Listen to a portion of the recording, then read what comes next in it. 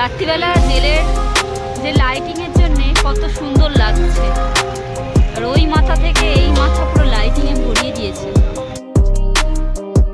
ছিলেন ডক্টর বিধানচন্দ্র রায়, এই কক্ষতে ছিলেন। ভেতরে ঢোকার পর ভীষণ ভয় লাগছে, কারণ আমাদের দেশের জন্য তারা আত্মত্যাগ করেছে, মানে প্রাণ বিসর্জন দিয়েছে, ফাঁসি দিয়েছে। তাদের সেই জায়গাগুলো দেখে ভীষণ ভয় লাগছে, মনের ভিতরটা আত্মাটা কেঁপে উঠছে। Hi everyone, good afternoon. এখন বাজে দুপুর 12টা মতন। এখন আমি রয়েছি দক্ষিণেশ্বর টিকিট কাউন্টারের কাছে। এখান থেকে টিকিট কেটে আমি যাবো আজকে শিয়ালদা। তো কোথায় আজকে যেতে চলেছি চলো। তোমরা অবশ্য থাম্বনেল দেখেই বুঝতে পেরে গেছো আজকে কোথায় যাচ্ছি। তো চলো সঙ্গে থাকো, দেখতে থাকো। খুব সুন্দর একটা স্মৃতি আমরা দেখতে চলেছি, চলো। তিনটা শিয়ালদা। আমার এখানে টিকিট কাটা কমপ্লিট হয়ে গেছে। তো চলো কোথায় যাচ্ছি তোমাদেরকে বলছি। তো সেজে গুজে আজকে আমরা যাচ্ছি জেলে। তো জেল বলতে মানুষে ভয় পায়, তো জেলটা হচ্ছে এখন খুব স্মৃতি হিসাবে মানুষ দর্শন করতে যাচ্ছে। কেননা অনেক কি বলে বীর পুরুষরা ওখানে সেই জেলে সময় কাটিয়ে গেছে, তাদের স্মৃতিগুলো সেখানে এখনও মানে চোখ বন্ধ করলে বোঝা যায়। তো আমরা যাবো আজকে আলিপুর জেল। সেই আলিপুর জেল তোমাদের সাথে শেয়ার করব, কীরকম কীভাবে তো আর কত সালে তৈরি সবটাই আজকে শেয়ার করব। তো চলো, হাঁপিয়ে গেছি, মানে 12টা 10-এ দক্ষিণেশ্বর থেকে ট্রেন। ফাইনালি আমরা চলে এসেছি আলিপুর জেল মিউজিয়ামের কাছে। বর্মা সেই যে দাঁড়িয়ে আছে, আমাদের জন্য ওয়েট করছে আমাদের আগে এসে, কারণ না আমাদের রাস্তায় অনেক ঝড়ঝাপটা পার করার পর আমরা চলে এসেছি আলিপুর মিউজিয়াম, আলিপুর জেল। তো এখান থেকে কিভাবে যাব আর তোমরা কিভাবে আসবে না আসবে সম্পূর্ণ এই ভিডিওতে ইনফরমেশন দেওয়া হবে। তো এখন রয়েছি শিয়ালদা স্টেশন। শিয়ালদা স্টেশন থেকে যাব আলিপুর জেল। তো ভীষণ পুরনো এক ঐতিহাসিক জেল, যেটা তোমাদের সাথে আজকে শেয়ার করব। চলো দেখতে থাকো আর সঙ্গে থাকো। কেমন লাগলো ভিডিওটা অবশ্যই কমেন্টে জানাবে। শিয়ালদা থেকে বাসে উঠে পড়েছি। এখান থেকে আমি এখন যাব আলিপুর সেন্ট্রাল জেল। তো তো এখান থেকে এত তোতলাচ্ছি না, মাথাটা গেছে আর যাচ্ছে কানেরটা খুলে।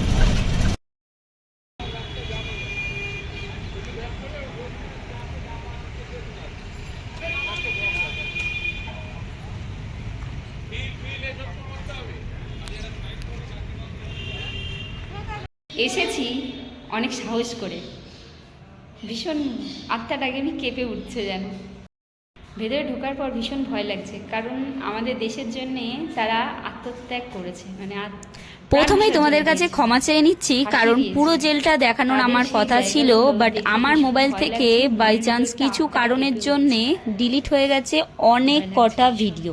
তার জন্যে অসংখ্য ক্ষমা প্রার্থী। লাইটিং শো হয়, যেটা সন্ধ্যের পর থেকে চালু হয়। এখন 6টা, এখন শীতকাল, সন্ধ্যে 6টা থেকেই চালু হয়ে যায়।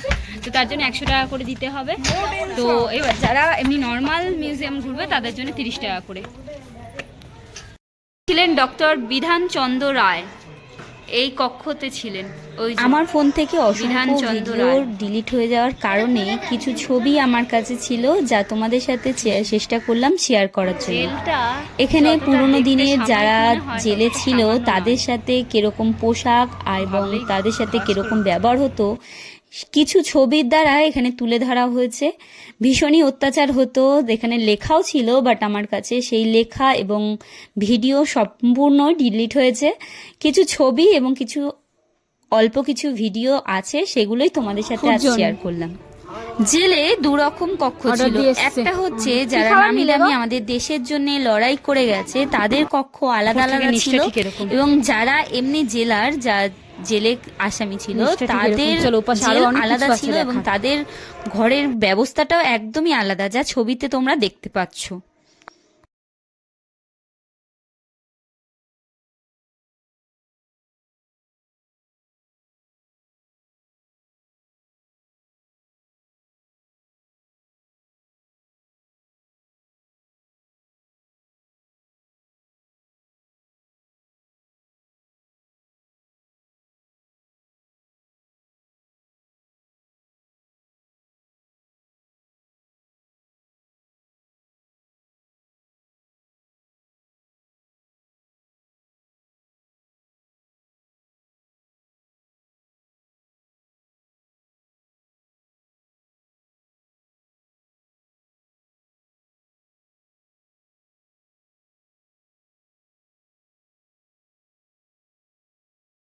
মা দুর্গা, জেলের মধ্যে মা দুর্গার ছবি এখানে তুলে ধরা হয়েছে।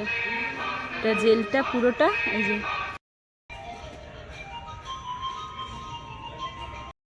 এখানে রেস্টুরেন্টটা গেটের ওপরেই রেস্টুরেন্ট, বাহ ভালো তো। রাত্রিবেলা জেলের যে লাইটিংয়ের জন্যে কত সুন্দর লাগছে, আর ওই মাথা থেকে এই মাথা পুরো লাইটিংয়ে ভরিয়ে দিয়েছে। আর এখান থেকে বাস যাওয়া আসা